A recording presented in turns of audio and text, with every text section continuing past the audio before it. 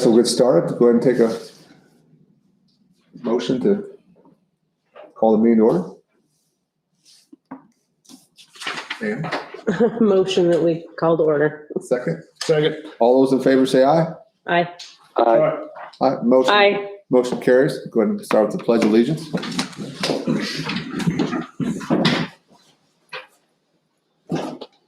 I pledge allegiance to the flag of the United States of America and to the republic for which it stands, one nation, under God, indivisible, with liberty and justice for all.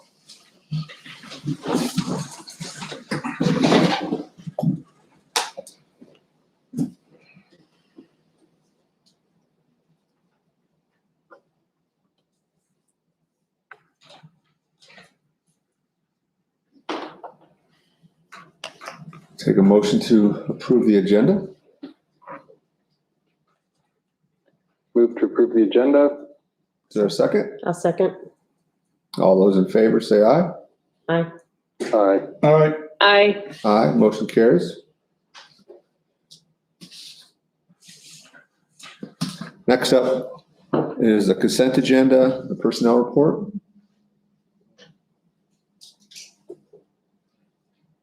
We can have a motion to approve the consent agenda or discussion. What do we? Is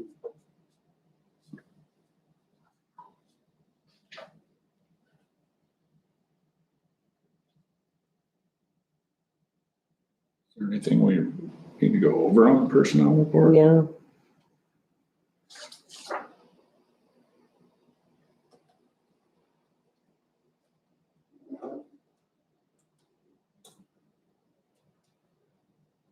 There's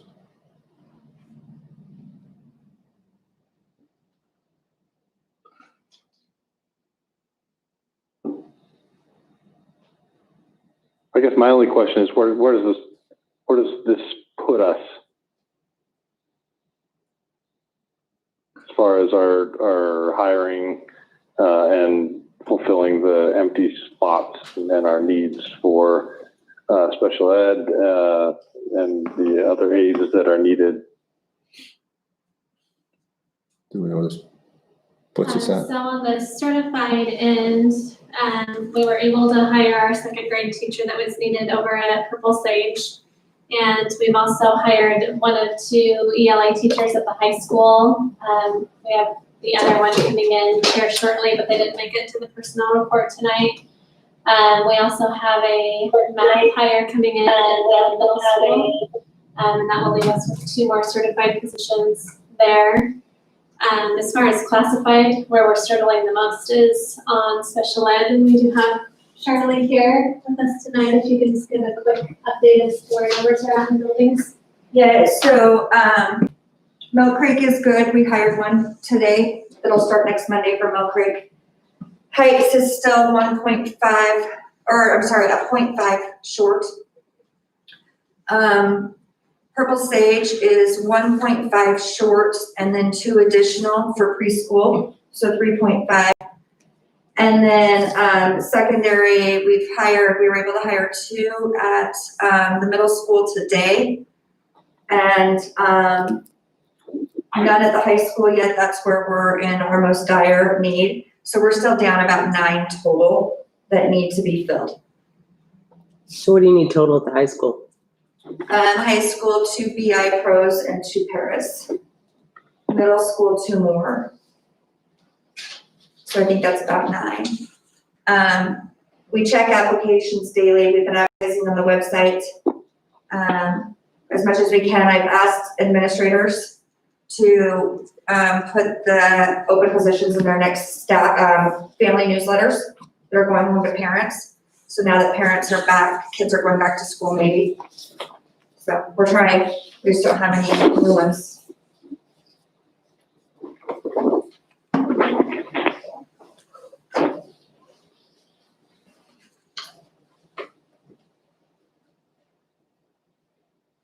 So I guess we could take a motion to approve the consent agenda.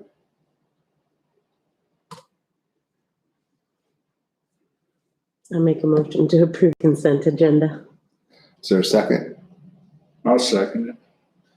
Any more discussion? All those in favor say aye. Aye. Aye.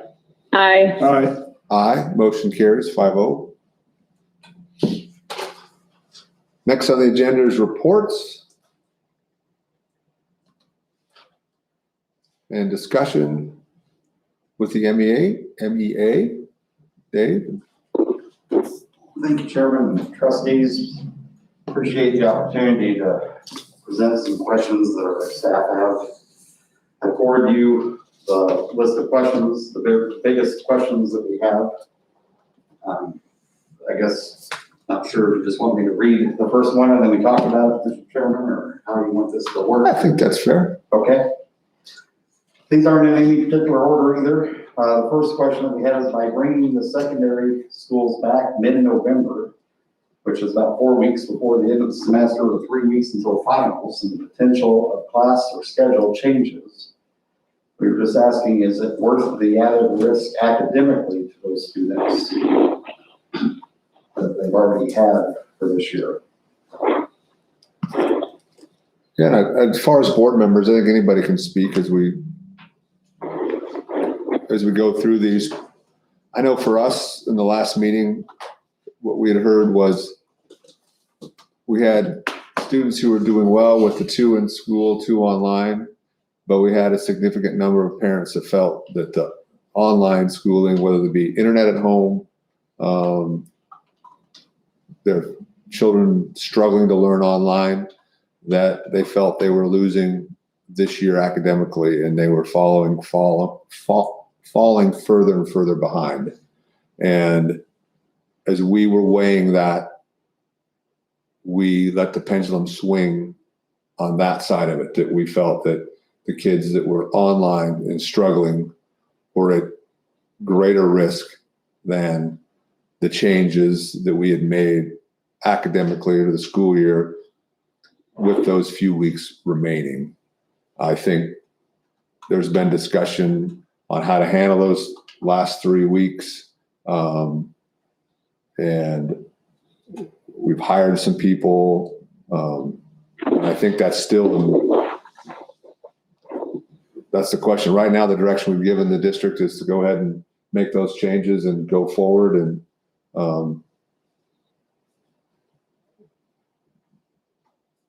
does it sound? Okay. Yeah. And I know we don't know the exact number of schedule changes, but we know most kids might get at least one class changed or several. And talking with the administration, we don't know that exact number till we run that through, the schedule maker. And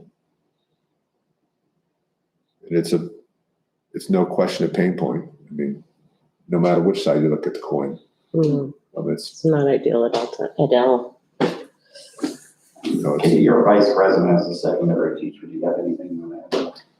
Just to the fact that I've talked to some students about going green and, there's mixed emotions, of course, but a lot of them are saying that would just bring more stress on them, having to deal with a new teacher or a different way that they teach or, having their schedule messed up, just for, basically 3 weeks, not counting the finals week. And and I see that they are catching on to the way that we're doing stuff. My grades are going up. My missing assignments are going up. I think they are settled in. But that's just my opinion, and I just don't want to hurt the students. That's all. I definitely want to go back, of course. I just think the timing's off. They're stressed out as it is. Those kids are stressed out. Sure. Well, me personally, I don't think there is not a right way. Mm-mm. Okay, based off what we have going on. But from the communications that I've had, it's 100% the opposite. From not every teacher, obviously, but I've heard it a number of times from a lot of different teachers, students, parents, that want to be back in school. They don't want to wait till January to go back to school because they feel like they are losing. I mean, regardless of, I think there are some, like you say, that are settling in and they're okay with it. And there's some of the students that are okay with the online. But from the feedback that I've received, it's way more in favor of, I feel like I'm losing ground. And this is coming from students as well as parents. My kids are losing ground. I can see it. And some of the teachers, same thing, is we want to be back in school. Now, I'm not saying that that is everyone by far, but that's kind of why I felt I leaned that way, was because of, now, not everybody speaks loudest, but the ones who did were the ones that said, we want our kids back in school. The students want to be back in school, and we don't want to wait another 2 months to go back in school when we honestly don't know what could happen in 2 months. Now, we all know it's a given. There is a possibility that when we all go back to school, that this thing could go red. We don't know this. We're in a pretty good position right now because our numbers are low. But at the same time, if we wait another 2 months down the road to wait and see what we think is going to happen or potentially happen, well, that's another area where we're losing 2 months worth of learning and in school with the teachers and students and everything else for those folks that are frankly falling behind or feel like they're falling behind. I think that we went against the administration's recommendation on that, and I know, that's a pill to be swallowed hard by everybody. We didn't take it lightly. I made a comment, if not now, when, that got in trouble because, well, people didn't like the way I said that. But it was to echo what Derek said, if we wait 2 more months, where are we at with numbers?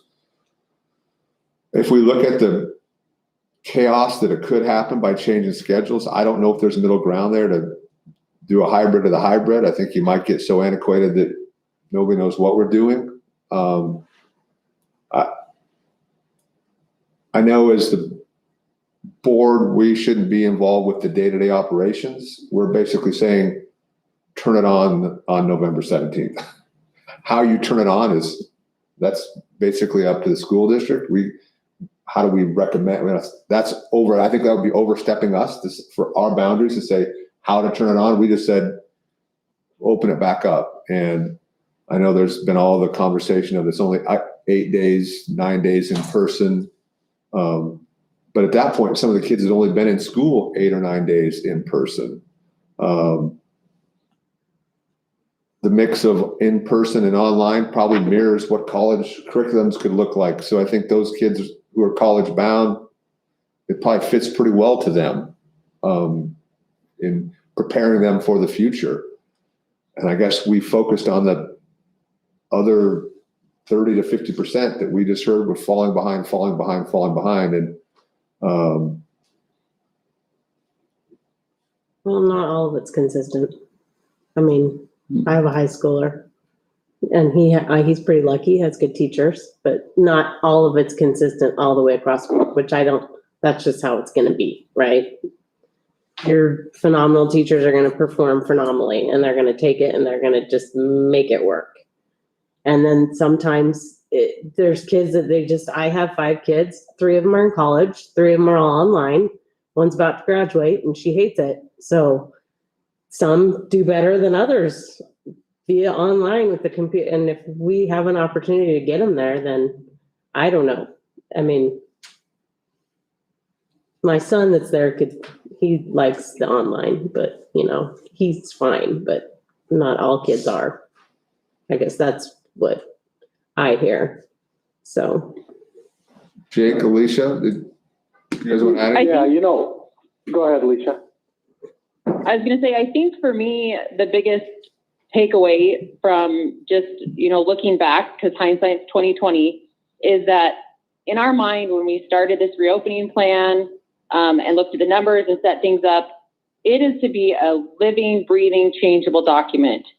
And when all of a sudden we turned gray, we found out that we weren't ready. We didn't have the staffing, the teachers weren't ready. So by us making the decision of having a hard date that says, on this date, we're going green, it held everyone's feet to the fire, including the board, as to, we've got to get ready. Well, now things change. They just moved Idaho back to stage 3, I believe. Like, things are changing, but now I feel more comfortable that our district is in a better spot to change and not have to have it take 3 months every time. If we say go green, they can go green. If we say we need to be hybrid again, we're ready to go hybrid. And I didn't expect that to happen right off, but I think in my mind, I did not understand how unprepared we were to be able to switch to a green category. So I think having these conversations and going through this process, here's our pitfalls, here's the areas we're lacking in. Now that and some of it was due to the levy not passing. Financially, we just weren't in a spot where we could be ready to be green instantly. But I think now with the different funding that we received and this hiring needs to be done regardless, I think it sets us up in a better position to say, okay, if we need to hold off till January, we're ready in January, but we have more support staff and we've got to find a middle ground to be able to support those ones who are struggling. But I also think it was misrepresented when they said, December 17th, that may be the end of the semester, but the kids actually do not come back to school until January 4th. And mentally, when you tell a kid, do you want to go back to school November 16th or do you want to go back January 4th?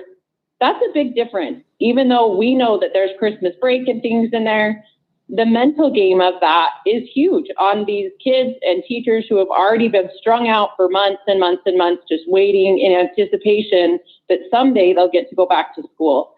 So I think those are things that we all need to take in consideration, is also the emotional of what it's doing to the students and the staff by changing back and forth and getting their hopes up and then going back to something else. And it is a lot and everyone's going through it. And I think we just need to add that to our pile of things to consider as we continue to discuss this. And I'd echo what Alicia says.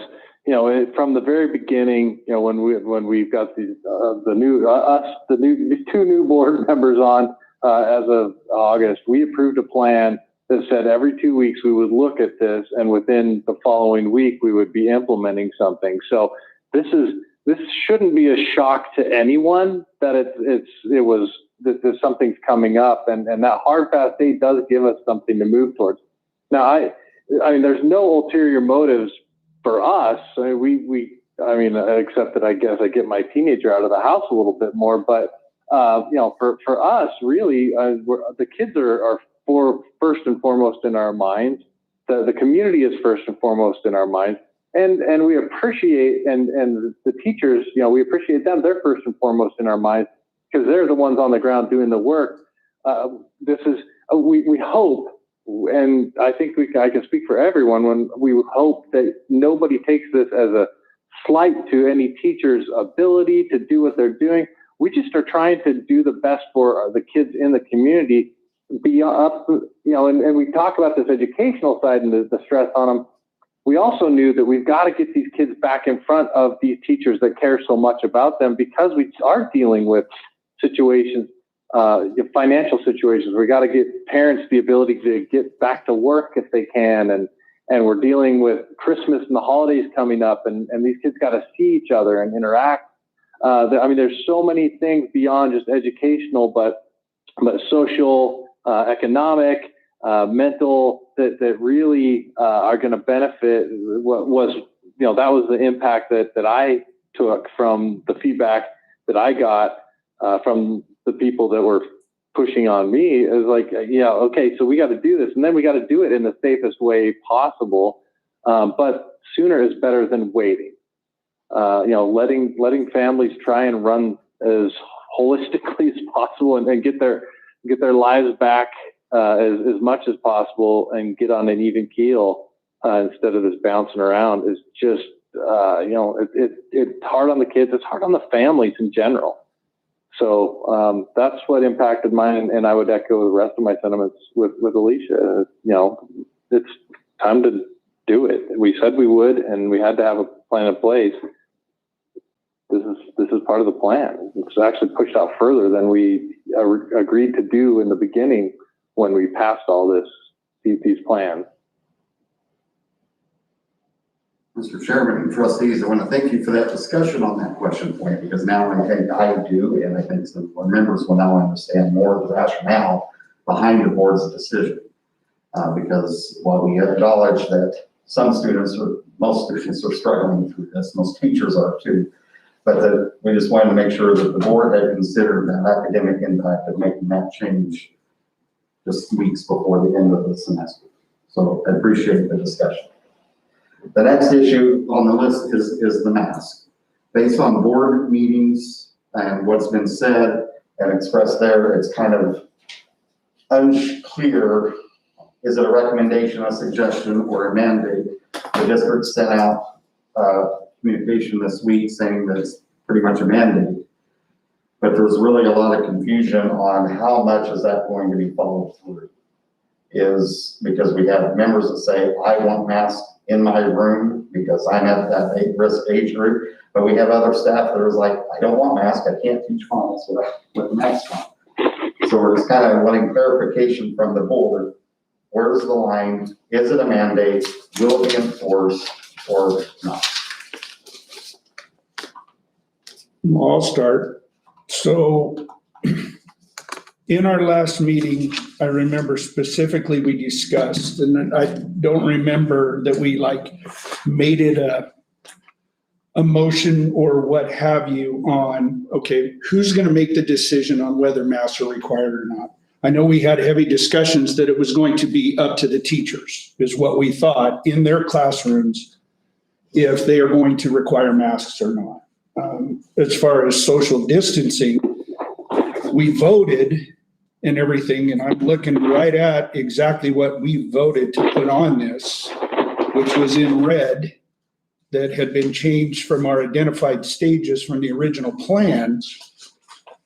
And it's worded a bit differently, so I can, on the one that went out, I don't know why, but it is, and I can see the confusion, absolutely. I know we voted on that we were going to, from time to time, and I'll read it word for word, from time to time, while COVID transmission is a concern and schools are operating at full capacity, the board may mandate face coverings. During such times, face coverings will be required anytime students are not socially distanced and not at a designated periods for recess and or lunch. So that's what we voted to have put into our reopening plan.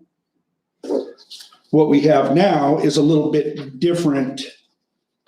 Is from my opinion, it sounds like it's gone back to a mandated. So I'm actually confused myself. So I would like clarification on how we got from here, which we voted on and approved, to what went out, which sounds like to me, and maybe I'm just reading it wrong, which I very well could be. So I'm actually confused. And I mean, obviously we're getting lots of emails and lots of responses and stuff from staff members, from students, parents, and everything else, wanting to know where the confusion is here. So I'm open. Well, I think it's that's what we approved. We approved that said masks going to be required when you can't socially distance. And then we discussed saying that the administrators and teachers would be the ones that determine what was socially distanced.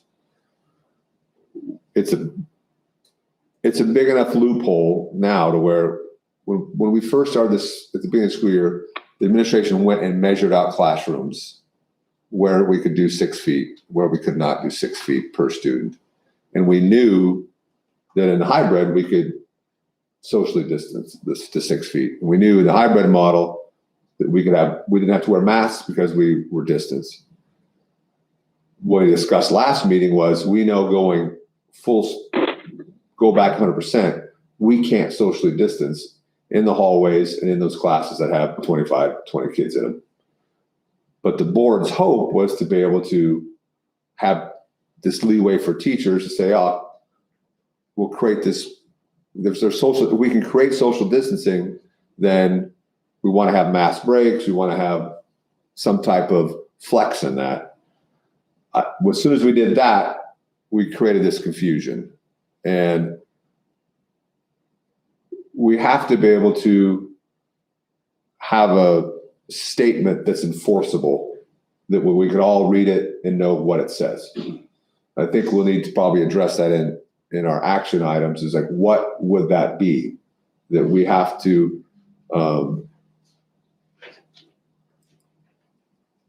if we can't socially, I mean, the boils down, we can't socially distance, we have to wear masks. Those are kind of that's what we've stated. That's what we're moving to.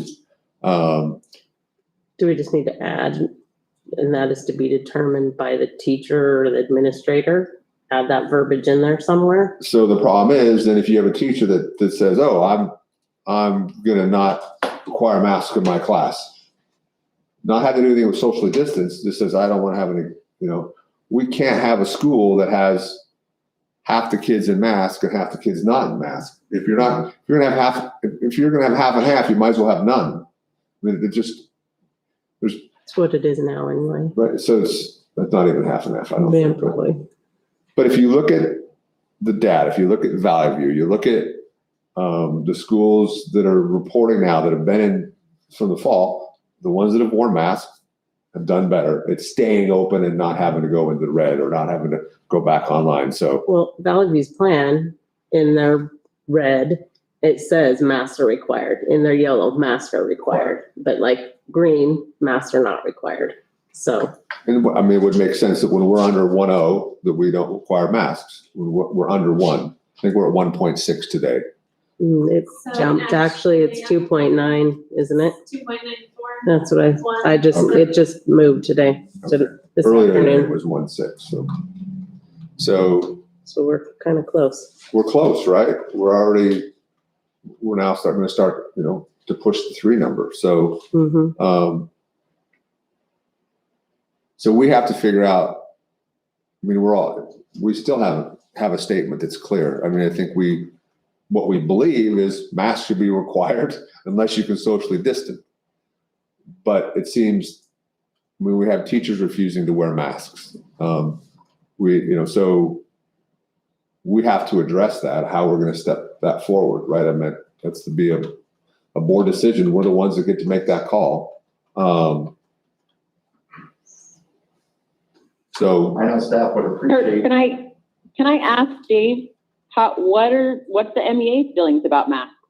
I mean, you guys hear from the teachers as well. You can see, obviously, we're hearing half and half.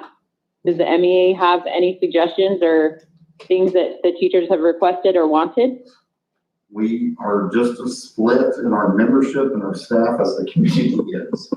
I would say the majority of the people speaking up want, if we're going to open up the schools, we need to have the mask mandates.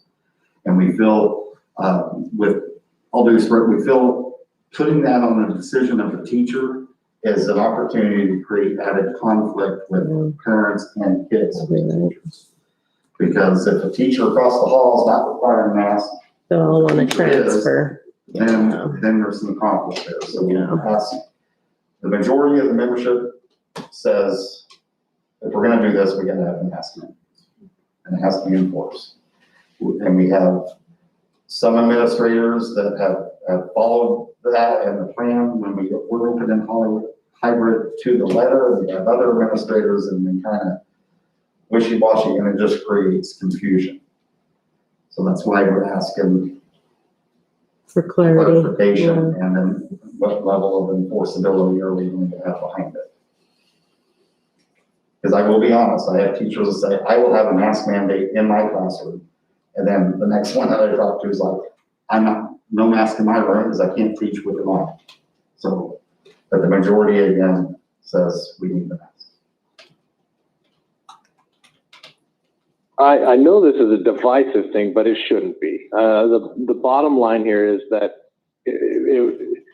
for us to do our best to keep this school open, our schools open, this district open, we need the assistance of the teachers and those authority figures to model what we have to go by. And the best, the best information we have to go by isn't a Facebook post. The best information we have to go by is what they can give us through the CDC and through the Southwest Health District. And the recommendation is that if we can't socially distance, we have to have masks. And so to have that modeled by teachers, as frustrating as that is, and I don't think anybody would argue that it's, that it's less than ideal, but the alternative of shutting down to red, and we get it, right? I mean, if you look at the statistics, the deaths aren't with those school-age kids, but they are with the teachers and the administrators, and those are the vulnerable ages, and we really want to protect them. We have examples of schools that are going into full red because the teachers are in lockdown because of COVID incidents.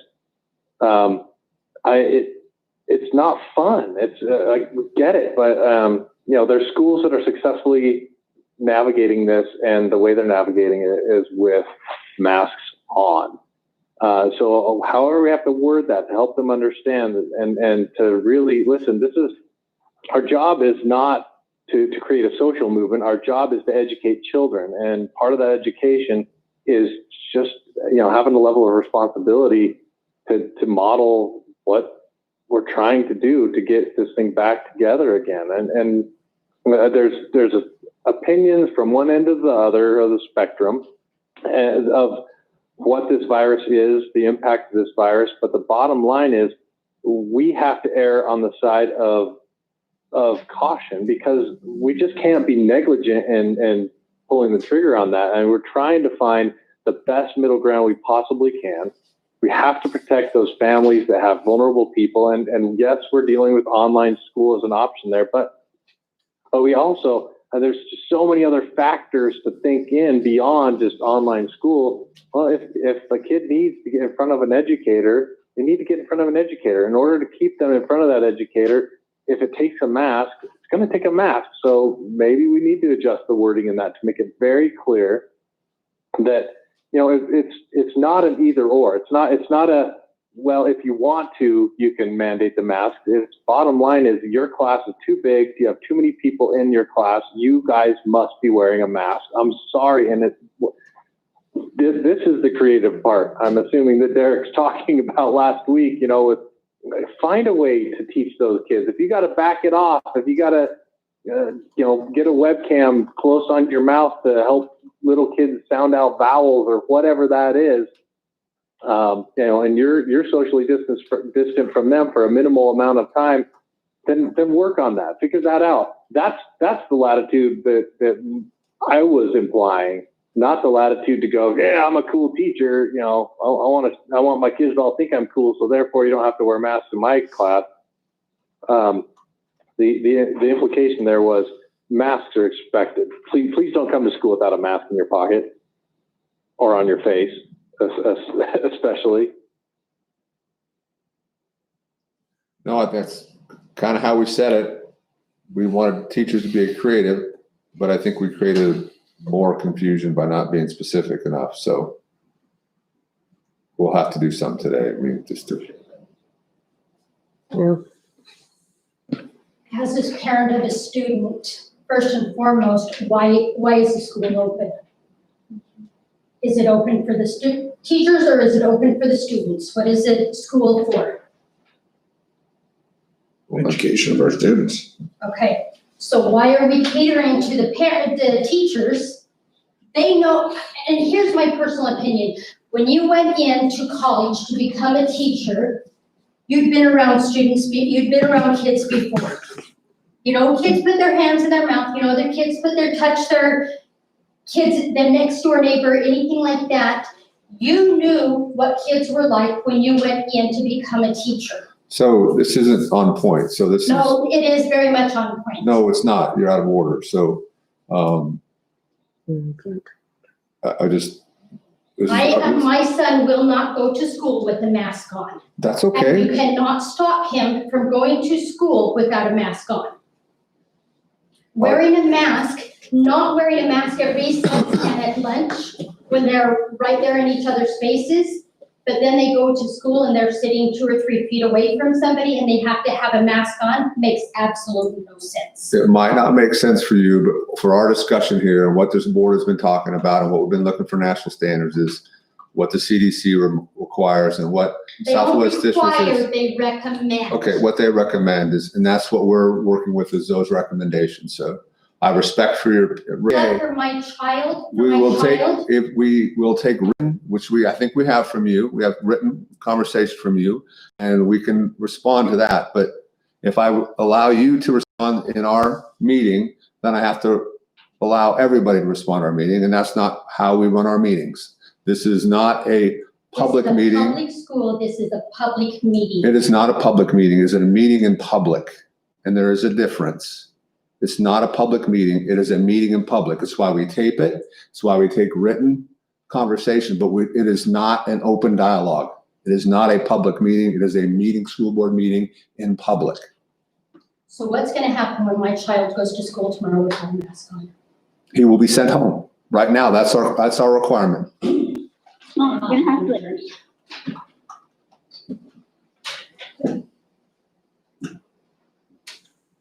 Enough on masks for now until we do something. Yes, sir.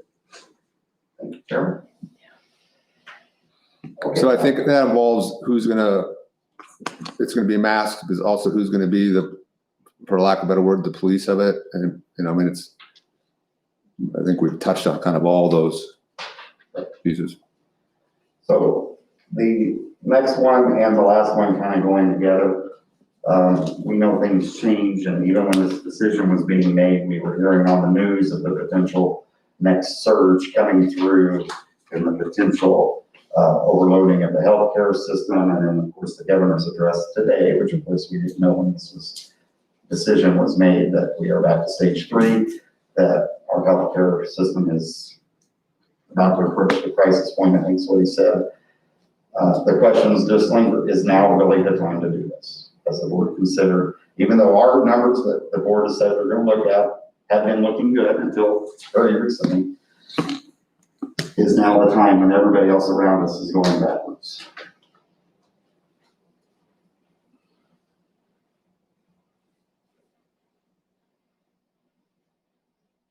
Around, well, Magic Valley, I know the South Central Idaho and North Idaho is where the healthcare crisis is happening, and Eastern Idaho. St. Luke's and Nampa is at capacity. But we're definitely, I think, in a new area.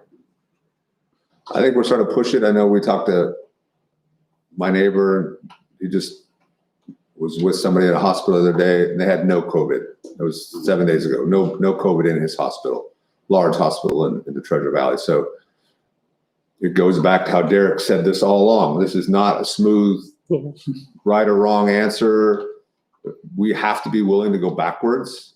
And this is a living, breathing document of what we're going to do. Are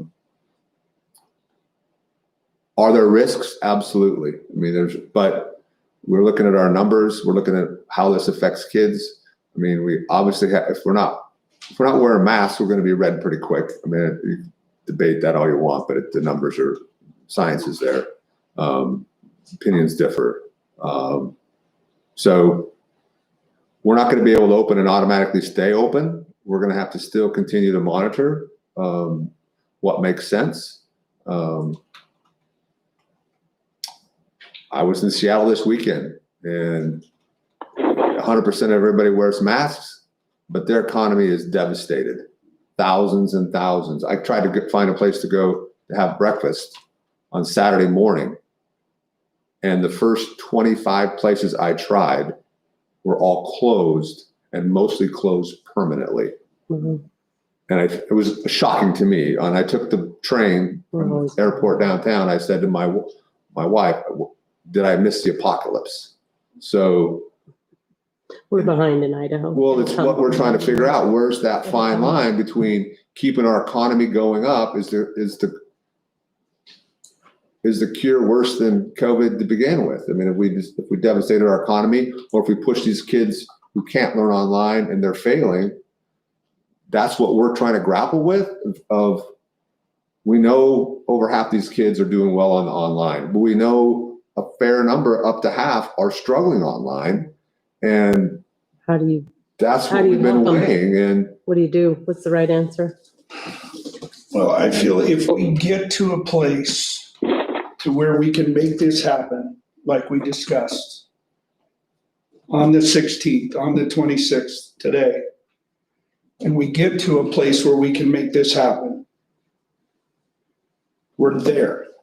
If something sets us back a little bit, or what have you, because we're all gonna have to take this in stride and see what happens, right? Yeah. But we're there. I would rather see us take a step backwards than not move forward for 2 months.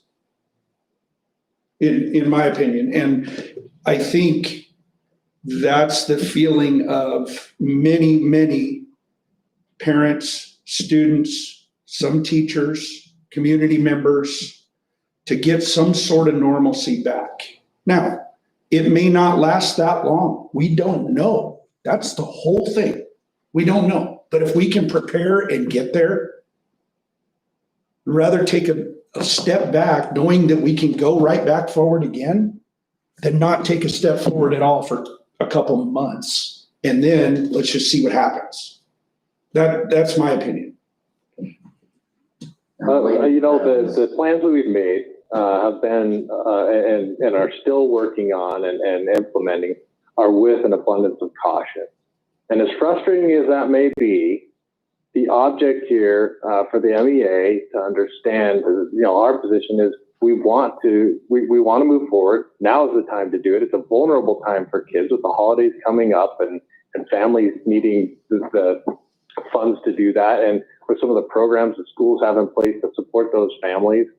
And so is it the right time? I say yes, but it's the right time with conditions, and that those conditions are to be cautious about how we're doing it, not just go full blown, tearing back in and not worry about, hey, it's not affecting the school kids. Well, it's not affecting them, but they can still carry it. And we don't want, it's our responsibility to make sure that we don't just go, whatever, whatever happens at home with grandma is whatever happens at home.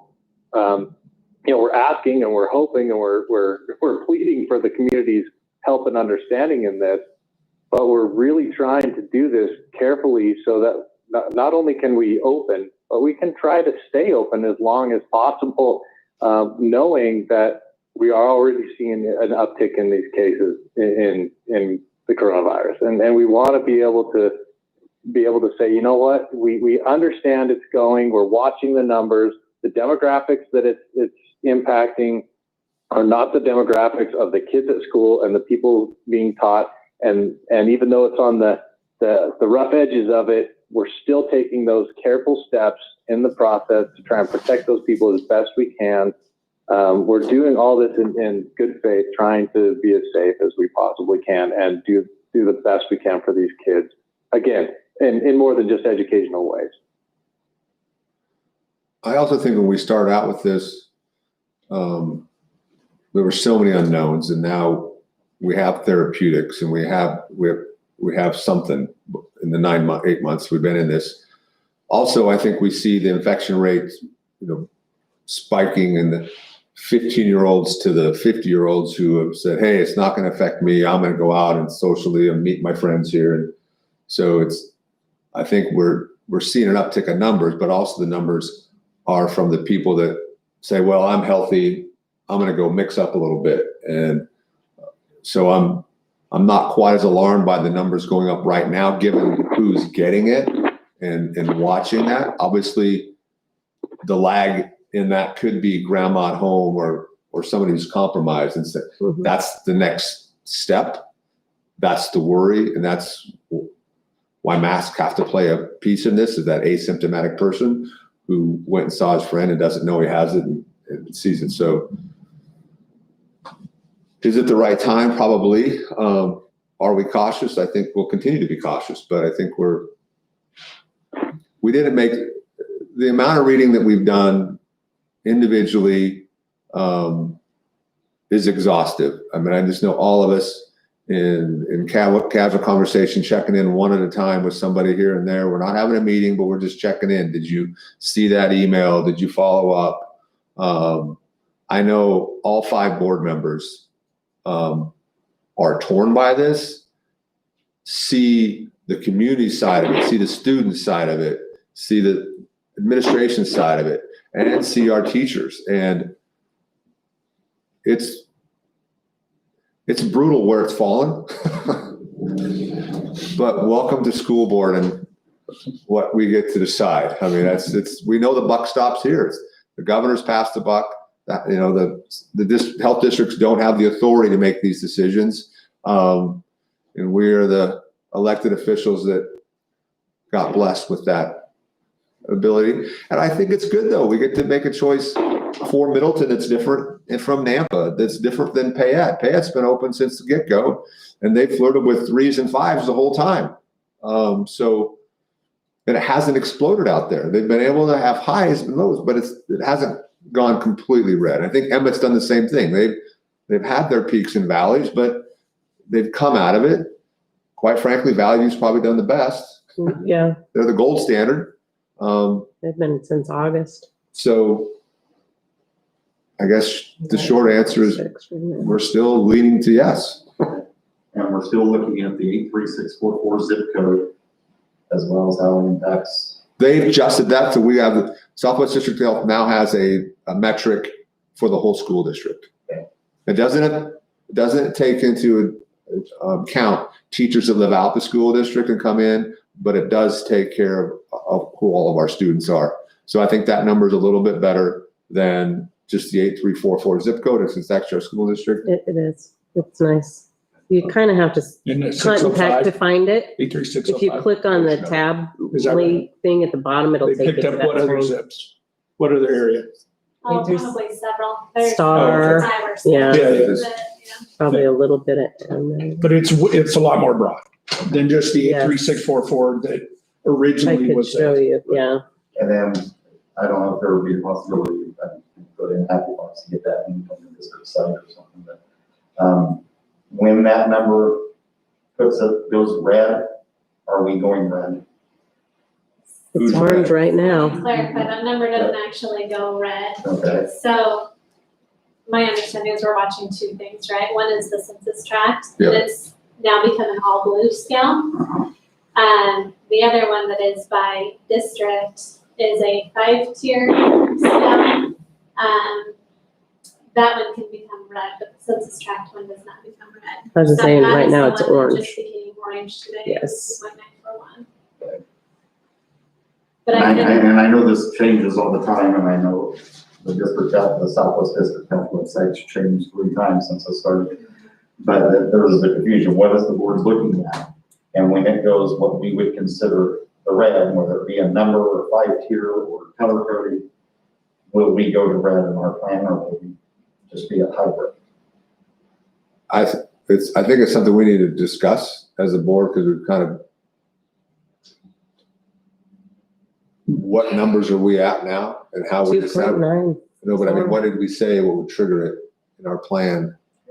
3? well, no, That was we didn't 5. say that in the plan. Yeah, I it's don't fine. think It doesn't Kind of call it vague. out. It doesn't And- say. Kind of vague. We left it to be, But that has to do, I mean, much of it has to do with, I mean, we're operating outside of everything else anyway, right? We're operating in our own district, so the discussion has to be made at that point within what our district doing.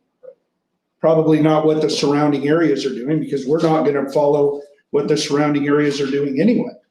So, I mean, in my mind, it's a discussion period on, because we are watching the census tract and Southwest District Health and everything else too. If it comes to a point to where there's a red flag, then we've got to sit down and have a discussion. Okay, what are we gonna do here? I don't know if we know that. How would you do the census one? Because there's basically 2 areas. The census one is very. Wouldn't you conservative. add them together and divide by 2? The blue scale. I Yeah. much prefer the district. I like the district one because if you can look at it, it encompasses everything, and it's They do it for each school district. Yeah, so you can go look and see what other school districts, have you seen it at all? Not the discus one, no. It's kind of hard to find. You have to go into like their Tableau and then click on the link and then it will take you into the next screen so that you can look at it. Blue and shades of blue.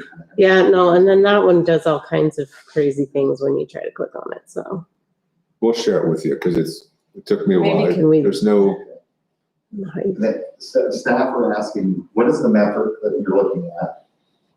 And So they can when look. it triggers what we would consider red, are we going to do that?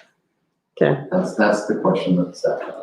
We don't want a Well, situation I where think we the other thing that consider just red changed and is, we didn't the Department of Hang on. Education just add an hang on, orange to Alicia. theirs as well? Alicia, start over. Yeah. Go I ahead. said, didn't the Department of Education just add an orange to their plan as well? I think they did change something up. When West Ada went through their big thing a little bit ago. So it's hard for me to just say, when this happens, we're gonna go this color, because none of our plan aligns with anything else, because everything has changed.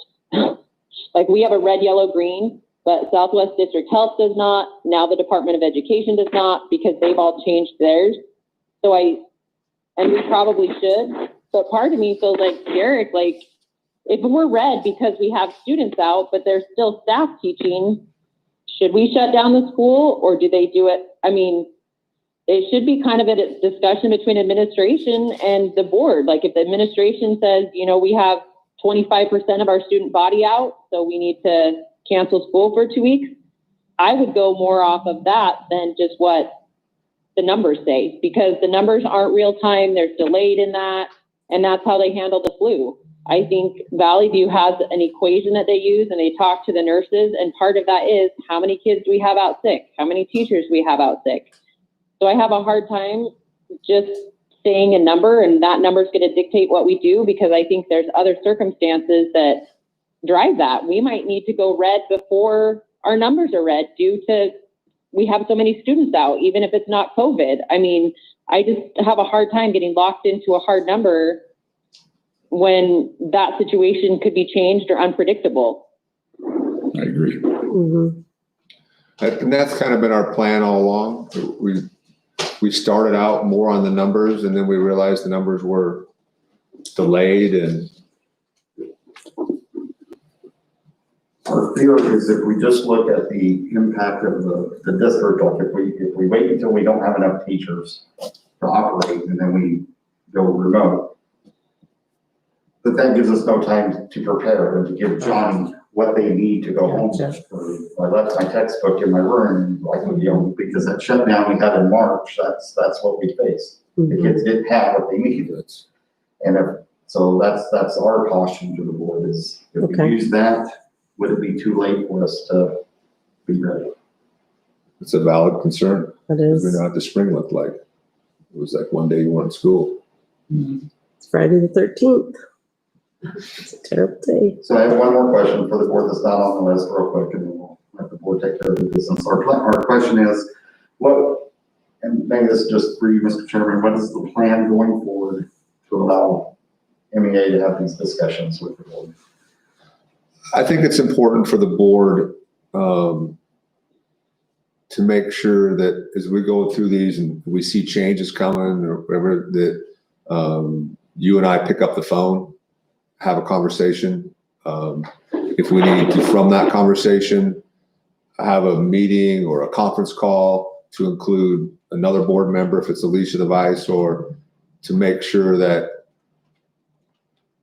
when we see a change coming, we feel that change coming, we don't just ask for comment and include you in the group of asking for comment, that we actually specifically call you out, and I mean a phone call or email, and would expect the same in reverse. If you feel you're not getting that, to do that.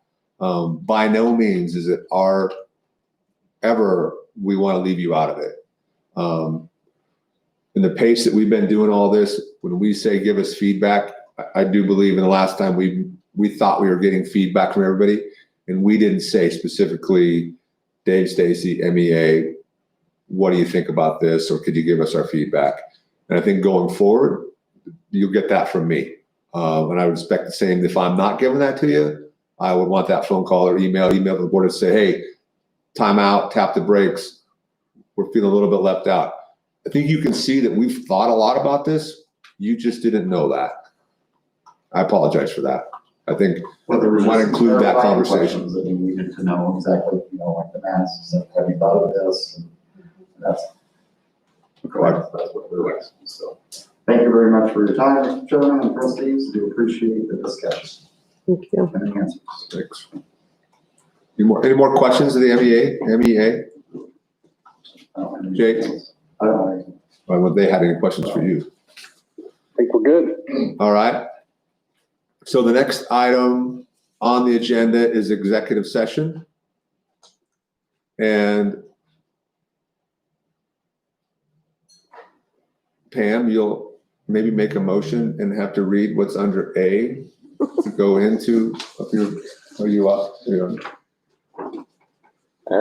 I make a motion per Idaho Code 74-206B to consider the evaluation, dismissal, or disciplining of, or to hear complaints or charges brought against a public officer, employee, staff member, or individual agent or public school student. Is there a second? Second it.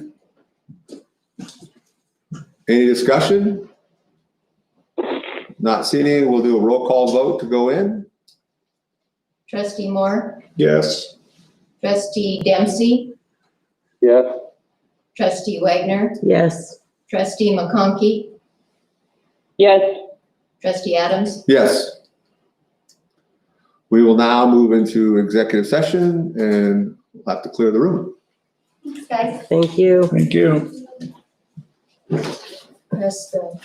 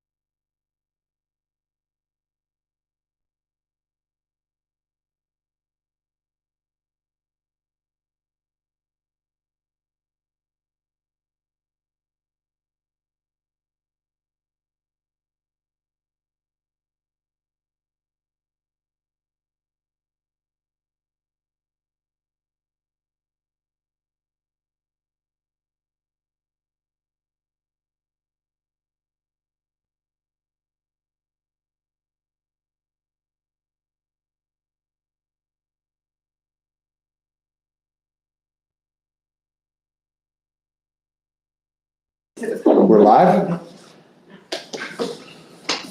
I would entertain a motion to come out of executive session. I'll second it. I can't make, I would entertain a motion. Well, I make a motion that we come out of executive session. Is there a second? I'll second it. All those in favor say aye. Aye. Aye. Aye. All right. Aye. Motion carries 5-0. We're back at our meeting. Next up are action items. Yep, Kirk, I think we need to come out by roll call because we went in by roll call. okay. Trustee Moore, Yes. trustee Dempsey, Yes. trustee Wagner, Yes. trustee McConkey, Yes. trustee Adams. Yes.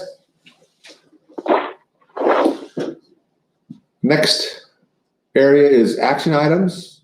7A is any action resulting from the executive session we were just in. I would entertain any motion. I make a motion that we approve paid administrative leave for employee 10/26/21. I second it. All those in favor say aye. Aye. Aye. All right. Aye. Motion carries 5-0. So our last action area is about evaluating our category level and our amendment to our reopenings plan.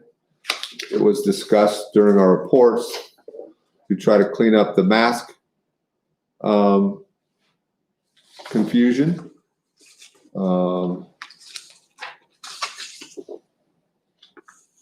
So I'd probably start with, we know what we want to do, we don't know how to do it. We know we want to make masks required when we can't socially distance. But we want students to show up at school prepared to wear a mask, therefore wearing a mask. And if teachers can create a situation where there's an exercise where they can socially distance, outdoors, lunchroom. Our idea is to incent that behavior, not to incent a big loophole, right? That's if we're going to not have to get shut down and we're not going to create confusion, then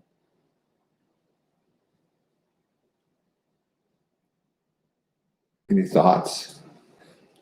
Well, I think that we have to have some verbiage in here to help people understand that, if one kid can socially distance, that one kid, I'm sorry, they still have to wear a mask, right? If you've got one class and everybody's crammed in the corner 3 feet away from each other and they're wearing a mask and one kid manages to get 6 feet away, or a teacher for that matter, we're talking about a classroom,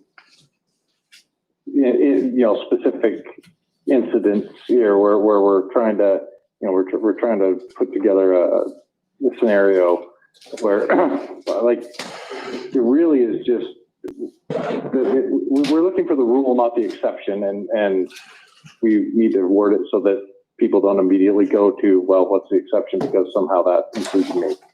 Could we throw in something to the effect of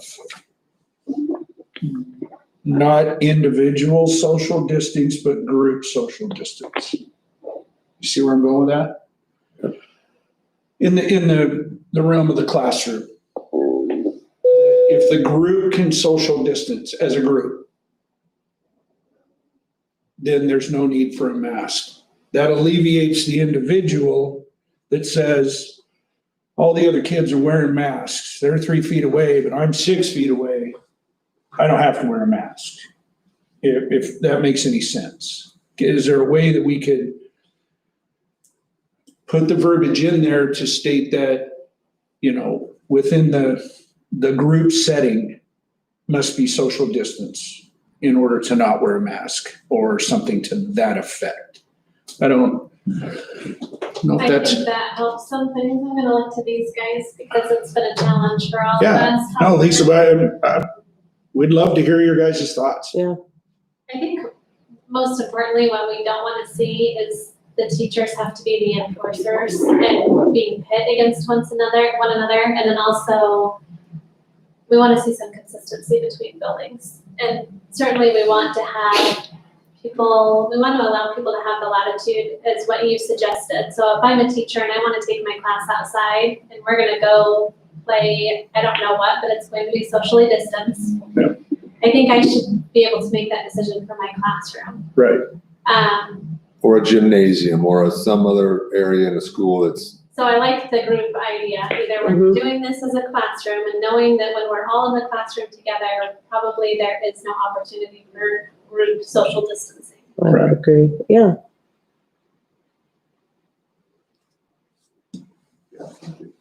but it is, I mean, we're trying to, there's no easy way. So, I mean, I guess, I mean, for me personally, I'm trying to figure out how can we get as close to the middle as possible.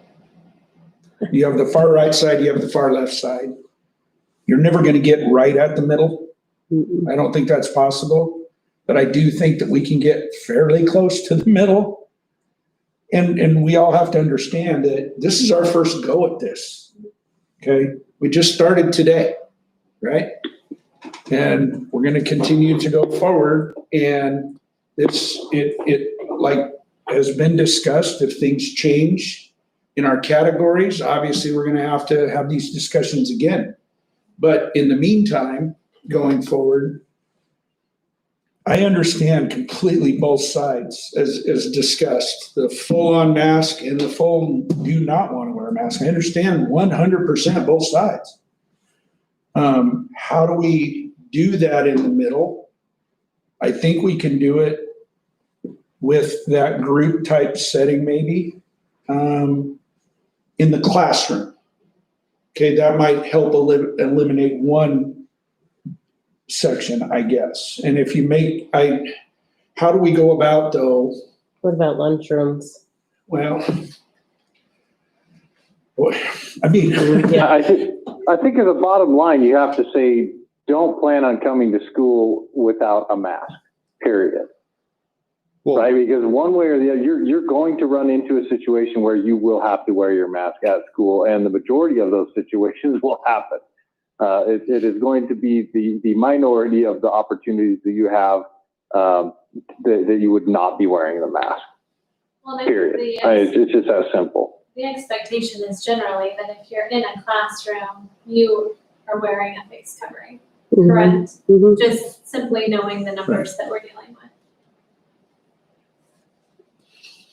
so I mean, I guess, I mean, basically currently, our schools that are operating at 100%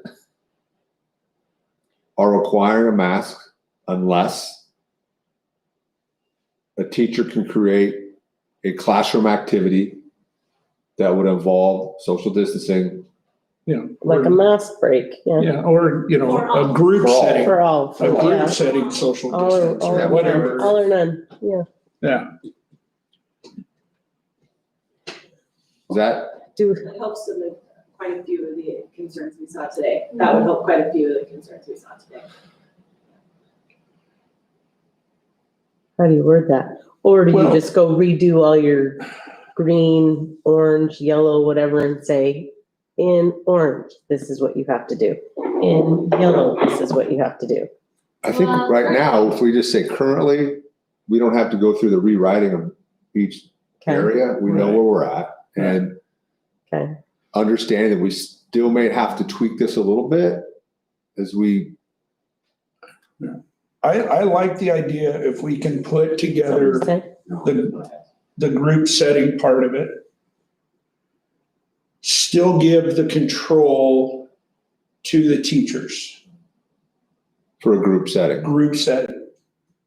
Okay, I would hope that this would not put the responsibility on the teachers that don't want to, the teachers that do want to, this, that, and the other thing, that it kind of puts everybody in that middle ground. Because if you're a teacher that can do that in a group setting, more power to you. But we all know that it's gonna be more difficult to do, especially in the wintertime, because it's not like everybody's gonna run outside. So it's gonna be harder to do.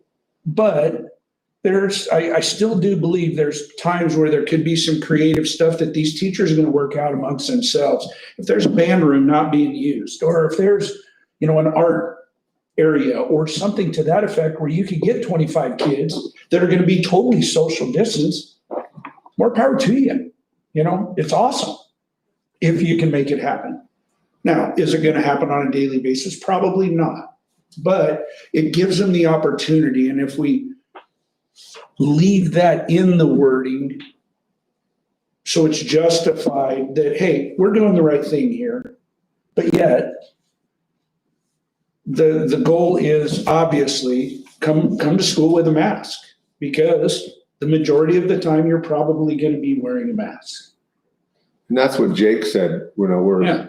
we're not managing to the exception. We're managing to show up this way. And then Right. the exception is this group activity that we would reward. An opinion is not going to supersede the standard. Yeah. This is really where it lies. Now, again, and we hope that the community understands that when we're talking about this, the effort here is to open school and keep it open, and not to, it's really not trying to do anything beyond that, but we have to have these standards to make it work. So our expectation is that the teacher looks at their situation, that they don't just go, I don't care what anybody says. They're going to say, well, listen, according to the standards, we got to have these masks on. Sorry. If you can come up with something else that allows you to work outside of the standards, which means they're further than 6 feet apart, great. But I just don't want the teachers to feel as though there's, again, I want to be cool. I want to be the laid back teacher. Really, at the result of what in the end, right? If you can't socially distance, mask, period. Everyone in the whole room, no exceptions, not one left out or one person, standing on their tippy toes at the far corner that seems to think that that's going to work out. It's not. But I think we can accomplish that if we eliminate the individual part of it, right? Don't you think, or not? I think we could say, I've been working on wording over here, Yeah. something to the effect of face coverings will be required for students and staff anytime a group cannot be socially distanced as a whole. I'm comfortable with that. I like that.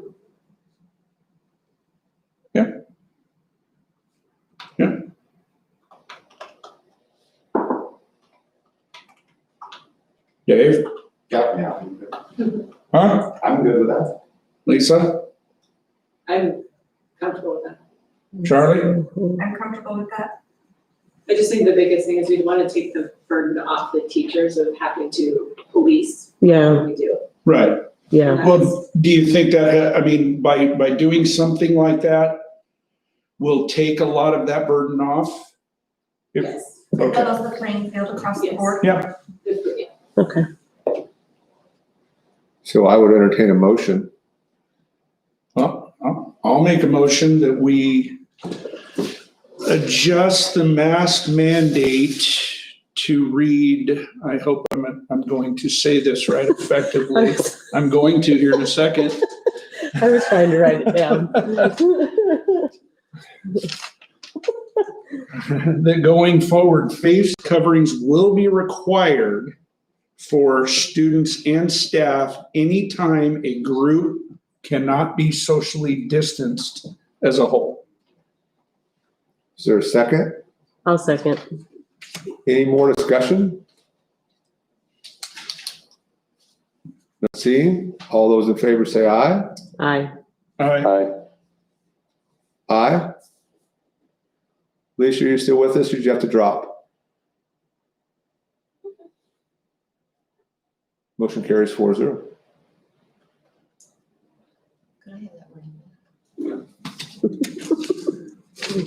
Is there any other areas in the operating plan we wanted to discuss or today, or wait till the next meeting?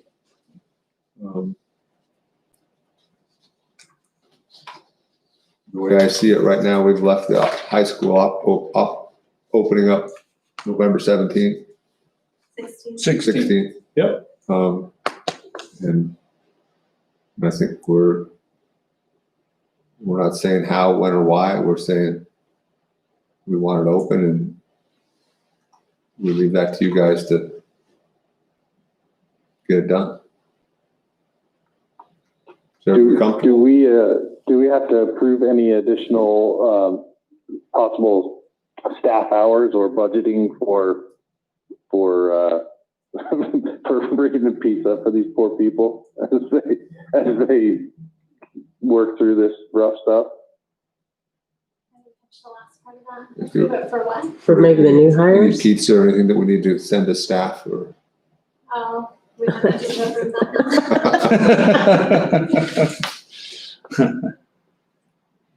Well, with that, I would entertain a motion to adjourn. Adjourn. Go ahead, did you say it? Second, I'll second it. all those in favor say aye. Aye. All right. Bye. Aye. Meeting is now adjourned. Thanks, everyone.